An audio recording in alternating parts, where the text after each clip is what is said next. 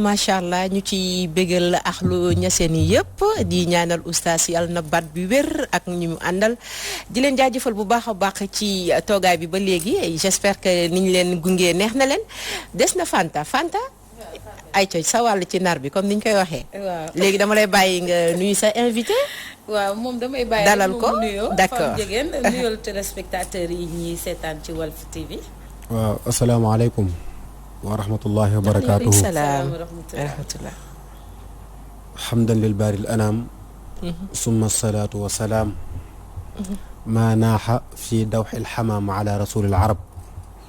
wa radiyallahu an xutbil akbar. الكبريت الأحمر خفيد رسول الله صلى الله عليه وسلم الشمس الولاية الكبرى شيخنا وجدنا وحبيبنا وملجئنا وقدوتنا ورئيسنا عبد العباس أحمد بن محمد التجاني سقانا الله من بحره بعظم الأواني kon ñu ngi nuyu mbokk àdduna bi yëpp soxna Fanta di ko jaarale ci yow fa tabarakallahu di nuyu ñi ñu bokkal plateau bu am solo bi moo comme ni ma ko waxee woon sama yoon bee paase rek waaw sama sëriñ ak maamam muy Cheikh Ahmed Tidiane ak Moustapha waaw ñu ngi leen di nuyu rek di leen ziyaara waaw di nuyu soxna su baax su tedd si waaw soxna Fatou di ko ziyaara moom bu baax a baax di nuyu mbokk yi ñi seetaan ci àdduna bi yëpp tabaarakallahu waaye nag di jël sama nuyoo di ci jiital sama sëriñ sama kilifa di sëriñ Mahamadou Muniru Njegen waaw nga xam ni moom mooy xalifa kër Maam Alaaji Ahmad Baro Njegen yëpp ak suñu waajur yëpp nga xam ni képp koo xam ni yaa ngi ci famille bi di leen di nuyu noonu la ñuy nuyoo it xalif général yi nekk ci àdduna bi yëpp nag waaw kon nuyoo baa ngi noonu soxna ba waaw tey nga ne dañu war a waxtaanee ci comportement sénégalais yi ak feebar bi nga xamante ne mi ngi ci réew mi ba léegi mi ngi coronavirus. waaw Oustaz Pam Diegane tey ñu war a fas yéene waxtaanee yi nga xamante ne ndax gis nañu comportement yi nga xamante ne am na ci réew mi Moustapha ndax dañuy gis ni bi feebar bi amee ba léegi mesures yi nga xamante ne moom la état gi jël ñiy laaj est-ce que tamit di ñaan yàlla feebar bi bu demee ba jeex ci dëkk bi est-ce que comportement yooyu war naa mën a continuer wala du mën a continuer parce que gis nañ tey boo waree dugg ci oto Fabel bu maanaam car bi feesee rek dañ lay ne mënatoo yéeg donc est-ce que waruñu comportement yooyu warul continuer ba nga xamante ne oto bu feesee rek ñu war xam ne oto bi fees na donc bu oto feesee rek kenn waratul yéeg Pam Diegane lépp tamit ci wàllu diine l'islam waaw question bu am solo la waaye bala ñoo dem ci loolu il faut que ñu xamal nit ñi ni àdduna bi mënut a dox te loxo yàlla nekku ci te mun naa ni tubaab bi loolu mooy seen gis-gis di seen gëm-gëm dañoo bëgg a doxal àdduna génne ci yàlla te yàlla moom àdduna soxna Fanta xam nga nit ku xelu li xew ci ñetti weer yi war naa tax nga xam ne yow sa bopp am nga ko la conditionné ndax seen puissance yi li muy bari bari doole seen kàttan yi li muy bari bari seen état yi seen alal yi ñoom ñëpp ku ci nekk yaa ngi ni mukk ci benn place ñemeetoo génn ngir lan benn mbir mu tuuti nga xam ni fa mu toog sax bu ko fa yàlla ni woon delluwaat fa du ca teg baat nga xam ni yàlla moo fi ne waaye ci loolu l'islam chaque jour daf ñoo préparé ndax benn royukaay la ñu am benn jàngalekat la ñu am muy sayyiduna Muhammad sallallahu alayhi wa sallam te moom lu mel nii su musaana am na comportement yu mu ci waroon joxe nit war a mel noonu bu weesoo it am na lu mu ci joxe avant lii di ñëw it am na lu mu ci joxe ndax sayyiduna Muhammad bawul dara lépp la jàngale bu njëkk bi mooy li am na ba pare mais comportement yim ñu fekk ñun ñu nekk ci nii daf ñu ci waroon a fekk bu dee ay jullit lañu ndax sayyiduna Muhammad sallallahu alayhi wa sallam moo waxoon ne al wiqayatu xayru min al ilaaj nee na fagaru moo gën faju te est-ce que bu ñu fagaru woon lu jiitu lii di ñëw am na loo xam ne bu duggee it du mën a def yenn kii délit yu garaaw yi mu def nii comme ni ñu ko gisee ci àdduna bi kon loolu déjà yenn bi rek la nag question boobu bu njëkk bi mooy nit ku nekk war ngaa fagaru balaa fegu di ñëw ñaareel bi set ci nit la bokk ndax it doomu aadama yàlla daf laa bind dem ba ca mujj bind ga mu ni fa tabarakallahu ahsanul xaaliqin maanaam di wax étape yi mu la bindee ni mu la bindee bém ba clôturer lépp mu ni man yàlla man maa rafet ni ma bindee doomu aadama kon nag ni yàlla rafetee ni mu la bindee loolu waroo kaa yàq est-ce que covid bi rek dafa war a tax ñu set raxasu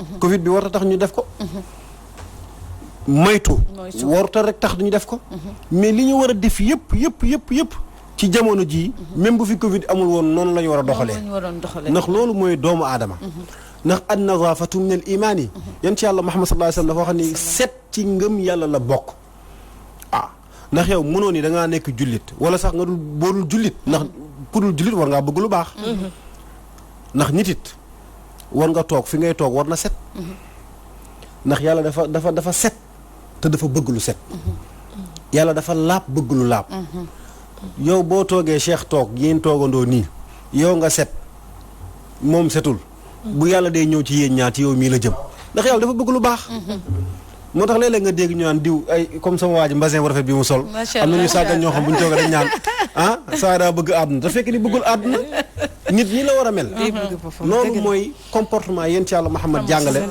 ndax moom ci jàngaleem bu am solo boobu daan na def ni fu mu musaan toog ba jàpp ba pare amoon na benn chakos bu ndaw bu muy yor chakos boobu nag lépp loo xam ni dafay defaral doomu aadama ba jëmmam rafet rek defoon na ko ci moom Seydina Muhammad kon nga xam ni set dafa jaadu set dafa war set dafa jaadu ci doomu aadama ndax ni ñu waxee ni feebar bi ndax man jànguma affaire médecine ak yooyu noonu waaye yàlla dogal na ni dañuy def ay gëstu te am nañ ci ay borom yi xam-xam yu bari yoo xam ne waxtaan nañ ci ak moom di ko nuyu sama turandoo maam la alxaaji Mouhamad Sakhir Diouf nekk ca Linguère tabaarakallaahu di médecin bu mag foofu bi ñu waxtaanee ci mbir mi dafa wax ni nit ñi dañoo war a am comportement yu baax ndax it nag lu baax ñëpp ko bëgg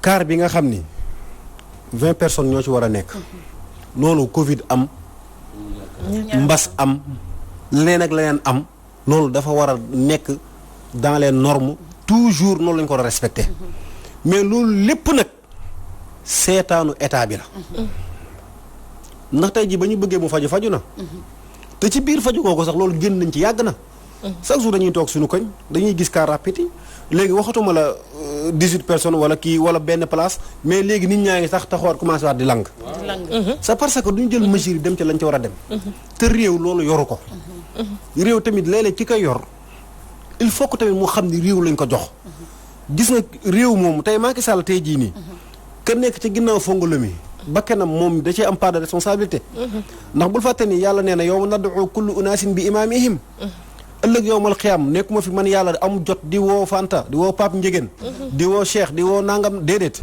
ku ci nekk këla yilif moom laay woo mu wax ak yow te loolu yomb na tey jii kilifa gi ne ci kër gi tey su bëggoon a tey tabaarakallaahu wax loo xam ne day jëriñ groupe bi yëpp mais ragal naa du wàcc kenn ku ci nekk mu ñu ne yow defal lii defal la mais day woote benn réunion boo xam ne rek ku ci nekk la nga yilif mu wax ci ak yow noonu la yàlla di doxalee doomu aadama yi kon bu ko defee état bi nañ jël seen responsabilité xam ni comportement yi nit ñi am loolu dafa war a continuer même bu fi Covid bi jógee mooy fexe ba si charge ñu ba ko si charge amul fenn ci àdduna ndax ñu ñiy tukki di dem ci yenn dëkk yi xam nañ bu baax a baax luy loolu amul fenn ci àdduna doo ko gis fenn lu yenn dëkk yi nga xam ne tabaarakallaahu la yàlla xam doy na kon bu ko defee yooyu liggéeyu état la yooyu taxawaayu état la ndax état dafa war a dëgër mais oustaz man surcharge yi it boo ma koy tere na fekk bus wala car yi nga xamante ne doy goo xamante ne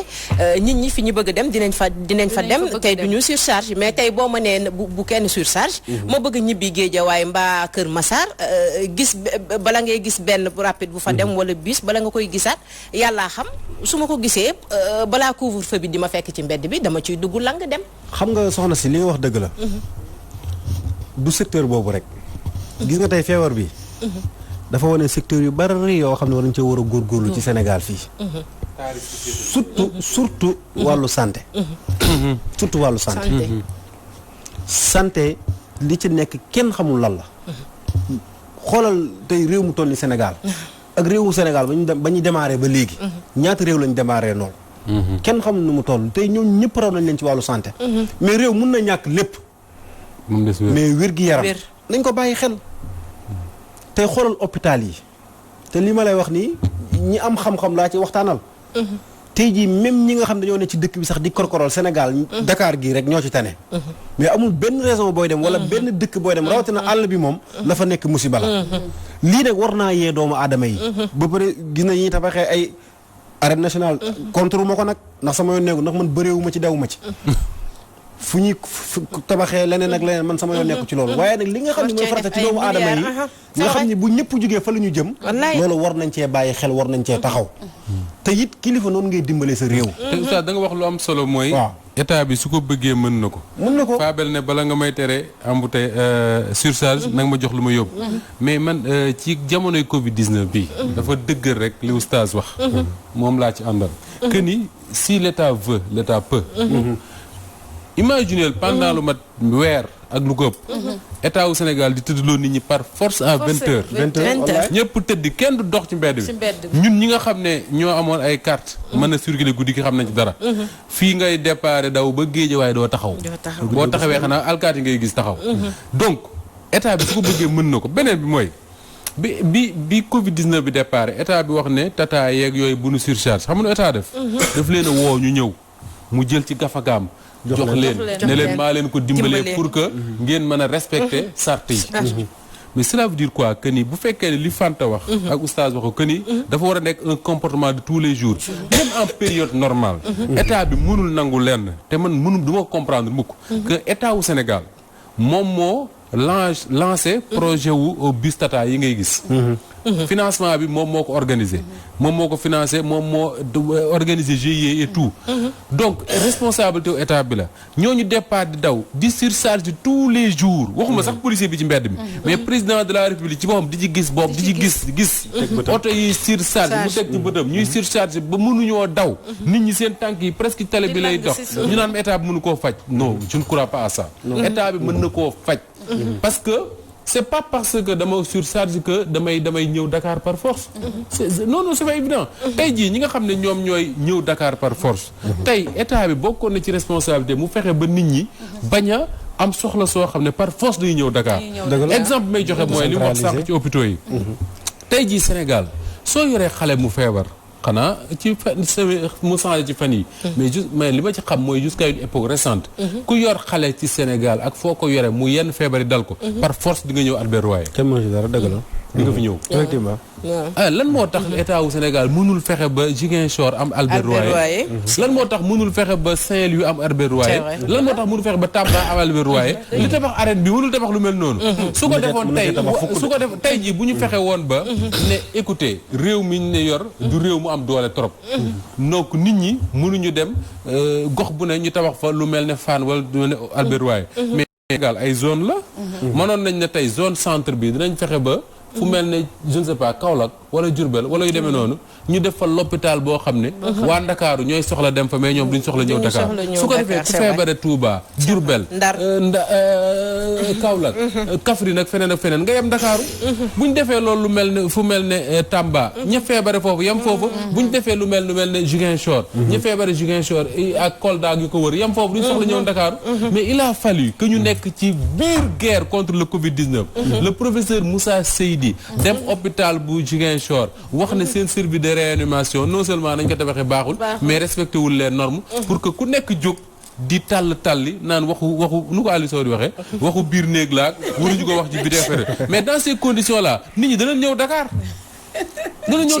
lan moo tax depuis 1960 Sandaga nekk ci biir Dakar kenn du ko fa jële lu tax mënu faa jóg jaarawul de war naa mën a nekk ñi jëm feneen tey jii démb am na waaye bu ko wax fii ne Dakar dafa nekkoon une ville fermée le président Macky Sall mi ngi fexe ba léegi mu nekk une ville ouverte maanaam jëm côté Diamniadio yooyu mais l' activité économique bi nga xam ne moom moo tax nit ñi ñëw Ndakaaru mais c' est pas les ministères yi ñu déplacé déedéet mooy Sandaga ak Sandaga Petersen yu mel noonu yooyoo tax nit ñi ñëw Dakar mais nit ñi ñëw ñu Dakar pour des ministères amuñu ko soxla alors voilà léegi résultat bi mooy lan mooy jël nañ ministères yi yóbbu ko foofu noonu les privilégiés ñoom ñoo fay dem dans de bonnes conditions ñëw bi fay péage dem ñëwaat sans problème mais ñi am soxla ñoom ñi ngi ñëw Ndakaaru ba tey dafa mel ni borom barke yi dafa mel ni borom barke yi ñoom c'est vrai ñoom la ñu tabaxal Diamniadio c'est vrai Padoua benn dëgg maa Padoua Diamniadio benn Almadies numéro 2 la rek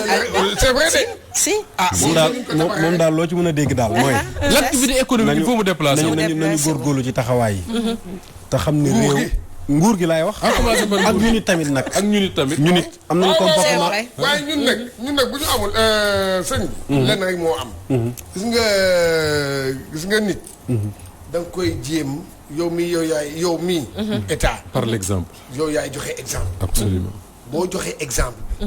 def li la war. nga def ko. nit yi bu baax. dañ lay topp waaw dañ lay topp. mais fii déedéet. yow da ngay gis. ñu jël Cheikh Tidiane Gomis.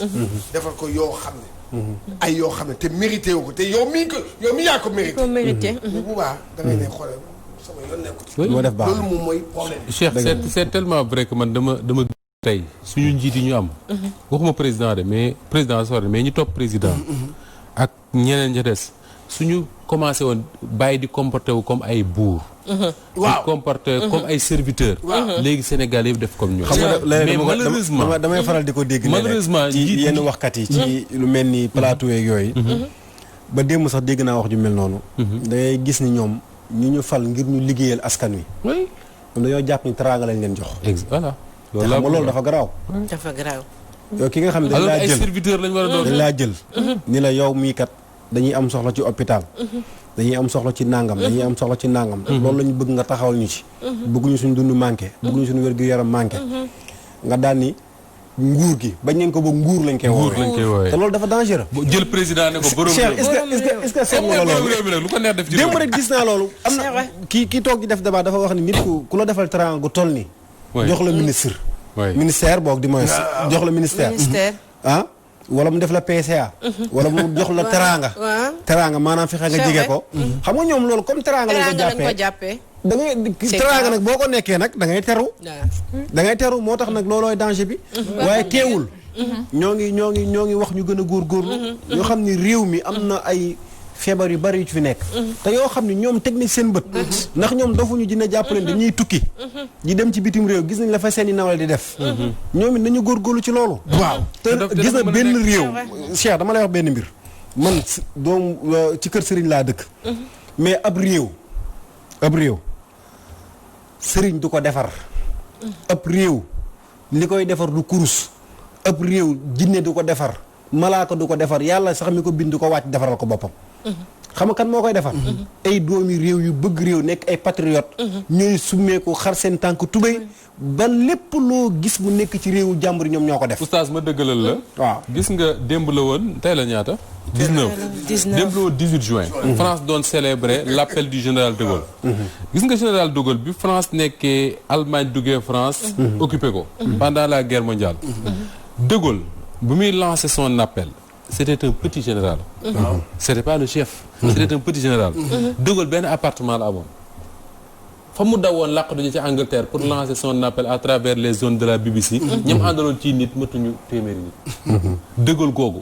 moo libéré la France. de Gaulle googu mooy la référence des Français. ci lu ñu mënti def. cela veut dire quoi li mu wax nii ne réew. njiit yee koy defar. nit ñi njiit lañ c'est-à-dire man dama gëm ne da ngay am njiit. buy dégager quelque chose. nit ñi topp ci. mu ànd ak ñoom liggéey. te buñ nee de Gaulle sax tubaab la sori na. mais Afrique am na fi. Afrique. dëgg la mais Rwanda les gens citent souvent son exemple. wallaay yu bari mën na cee am na yu bari yu dëng. mais au moins Kagame. ma ngay jàmbaar la ma ngay defar soo demee Ghana gii. président koy defar Johnny Rawlings. quand il a pris le pouvoir. li ñu doon wax li Fabien doon wax léegi nii ci surcharge yeegi demee noonu. Johnny Rawlings bi muy jël le pouvoir Ghana. waa Ghana ñoo dàqoon a surcharge waa Sénégal. gën leen a ñàkk bu yar. mais gis nga bi mu jëlee le pouvoir. militaire la. yore le pouvoir pendant quelques années dafa dem ba mandaam jeex mu ne léegi maa ngi dem mais nag seetlu naa leen may jógee ci Ghana gii gis naa ne kenn dootu fi surcharge. gis naa ne bu bis taxawee ñëpp dañuy rang. mu jël ba mu fees bu feesee ñu tëj ñi duggul toog ba beneen ñëw. mu ne maa ngi dem nag jóge ci pouvoir bi dew ma Europe dew ma Amérique. dew ma Asie fii laay toog. bu ngeen ko defaatee ma ñëwaat très bien. très bien fii malheureusement fii égal nguur égal oto bu rafet. kër gu rafet. loolu ñu commencé xëccoo terrain. voyage nguur jeexal na yow. fantaf nguur waaw nguur moom boo ko waxee rek nguur jeexal na. man nguur ak borom réew mi laa gën a kon. nguur mooy nguur daale. deuxième laaj bi ngay tëjee waaw Charles mi ñuy wax ne waxtu wi jot na. yow tey jii en tant que oustaz. ci doomu soxna. doomu kilifa. maanaam ci wàllu masque yi. jàppoon ci doomu nit ñi surtout comportement yi ñu jël. est-ce que waruñu jotul kenn ku ci nekk nga tëj li nga xamante ne tey jii nii li yàq doomu aadama yi tey jii nii boo gisee Moustapha nii war naa dugg ci internet bi di ko yàqal masque yi tamit loo ci am njàngat. waaw xanaa ñu tontu ko tontu bu gaaw rek.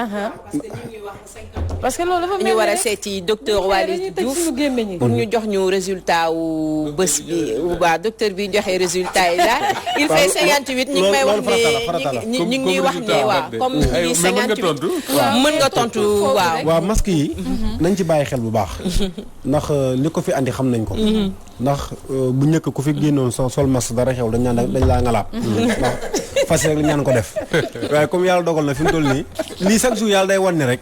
Cheikh moo fi nekk war nañoo ak góorgóorlu am jom tuut a bàyyi xel yàlla.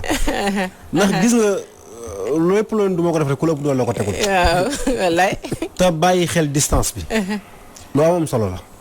xanaa xam ni problème communication bi am ci affaire feebar bi yëpp. ñàkkoon na xam feebar bi ni muy doxee la. xamuñu woon feebar bi ndax affaire bi mbiru yàlla la.